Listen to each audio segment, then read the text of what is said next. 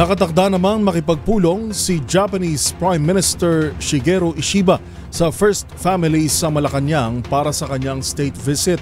Kabilang sa agenda ng kanilang pulong ay ang economic at security cooperation ng Pilipinas at Japan. Narito ang ulat ni Lev Narciso. Darating sa bansa ngayong araw si Japanese Prime Minister Shigeru Ishiba para sa kanyang official visit.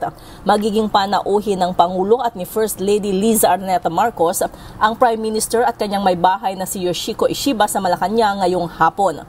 Magpupulong sina Pangulong Marcos at Prime Minister Ishiba para mas palalimin at paghusayin pa ang economic at development cooperation.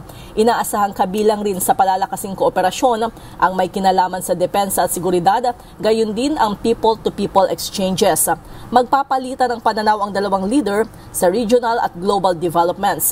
Sa kanyang press conference bago bumiyahe, binigyang diin ni Ishiba ang kahalagahang makaharap at makausap ng personal si Pangulong Marcos sa pagbuo ng matibay na relasyon sa kanyang counterparts. Bitbit rin ito ang usapin sa epekto ng tariff measures ng Amerika dahil mayroon anyang mga Japanese company ang nag-ooperate sa Pilipinas o planong mag-expand ng negosyo sa bansa. Para sa MBC TV Network News, ito si Lev Narciso. Una sa Pilipinas, una sa Pilipino.